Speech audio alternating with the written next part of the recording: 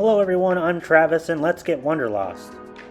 We recently were in Rome for a cruise and we stayed in two really good hotels. When we were planning this trip, we were having a hard time finding hotels that matched what we were trying to do. Since we had some pretty good luck with the hotels that we selected, we figured we'd share them with you. The first hotel we stayed at was the Hive Hotel, Rome. The Hive Hotel is conveniently located near Roma Termini train station, and it is within walking distance to several of the landmarks that you'd want to visit. We booked the Hive Hotel through Booking.com and spent roughly $250 per night. We had room 125, which was on the second floor, or if you're in Rome, the first floor. The room had a small refrigerator in it, which was great for leftovers.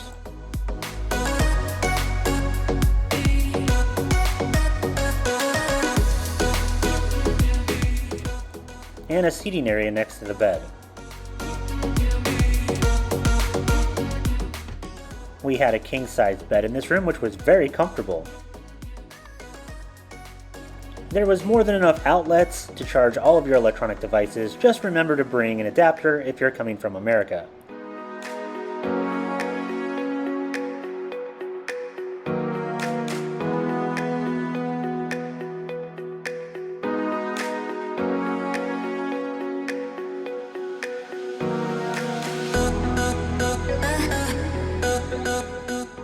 This room was very large, had a ton of storage, and had plenty of room for all of our suitcases and baggage.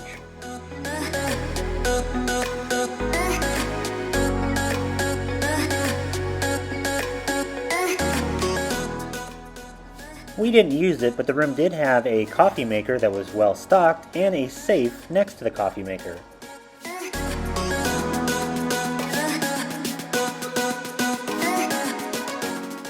This room did have one of those eco buttons on the wall where you have to put your credit card in order to keep the lights on, and I kept forgetting about it every time we came back to the room and the lights would just turn off on us. The bathroom was large, included a stand-up shower that had a rainfall shower head and a normal shower head.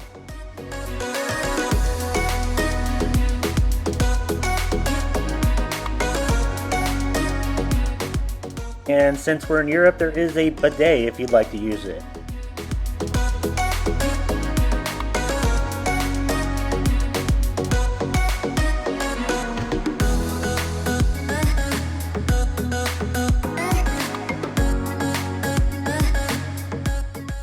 The bathroom was also stocked with plenty of hand lotion, shampoo and conditioner, and a hairdryer.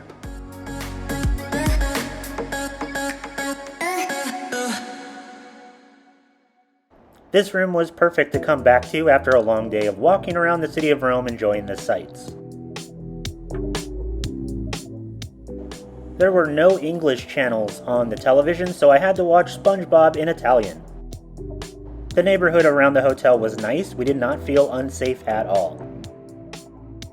And there were plenty of gelato shops and restaurants within walking distance of the hotel. Overall, the Hive Hotel felt very similar to an American-style hotel that you would find in the United States. The hotel had great service. The people at the counter spoke English very well, and you didn't have any type of language barrier. And any request that you might have had was handled pretty quick. It didn't matter if it was arranging a car service to the airport or the cruise port, or just, I need a Coke from the bar upstairs. The Hive Hotel was excellent for a vacation hotel, and we would definitely stay there again if we were ever in Rome. If you're curious about the amenities of the hotel, there is a bar and a restaurant up top near the roof. There is a pool in the fitness center. They have a gym on site, conference rooms, and a spa. We didn't use any of those amenities because we were out exploring the city of Rome, and by the time we got back to the hotel, we were very tired. But overall, this hotel has just about everything you could need for a vacation hotel. Currently, the Hive Hotel has an 8.6 out of 10 on Booking.com with over 5,000 reviews. As I said earlier, the Hive Hotel is conveniently located near all the landmarks you'd want to visit. It is a 15-minute walk from the Colosseum, an hour walk from the Vatican, a 30-minute walk from Piazza Navona, a 17-minute walk from the Trevi Fountain, a 25-minute walk from the Pantheon, and about a 5-minute walk from Roma Termini. It is also a 30-minute drive from FCO Leonardo da Vinci Airport. The other hotel that we stayed at in Rome during this trip was the Boutique Hotel Atelier 800. This hotel is closer to the Vatican side of the ancient city of Rome, which is located on the second floor, the third floor if you're an American, of an older building built around the 1800s. This hotel is on one of the main roads, Corso Emanuele II, so it is near just about everything and you can get just about everywhere pretty quickly.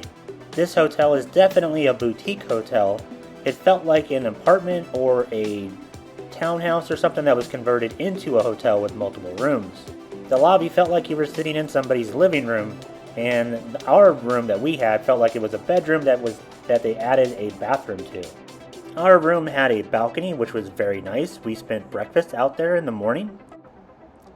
The bed was pretty comfortable, not as comfortable as the Hive Hotel, but it made do for the one night that we stayed there.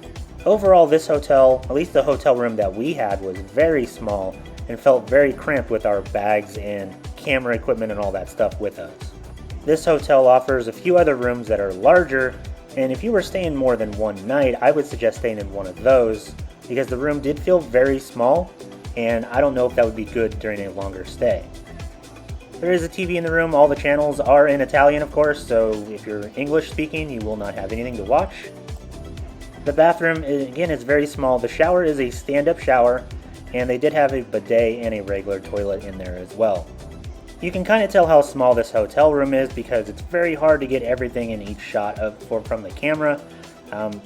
We had to kind of zoom out type of thing. It's still a very, very small hotel.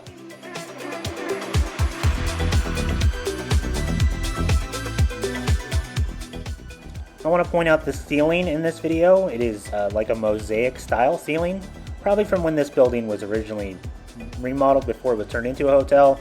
Really cool. Wasn't expecting that.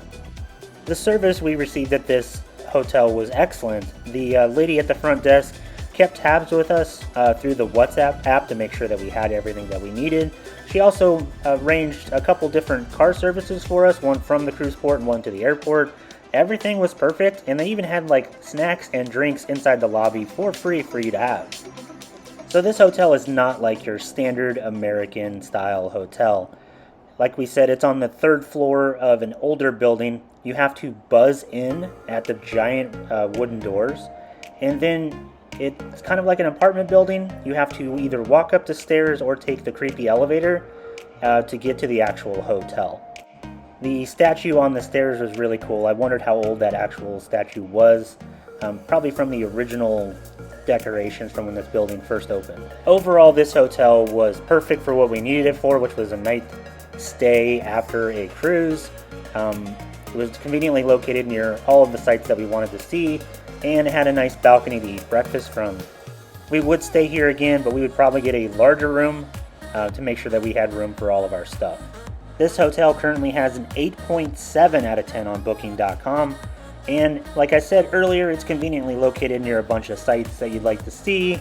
It is a 20-minute walk to the Vatican, 23 minutes to the Trevi Fountain, about 15 minutes to the Pantheon, 8 minutes to Piazza Navona, about 17 minutes to Tonarello if you want to eat there, and about 25 minutes to the Spanish Steps.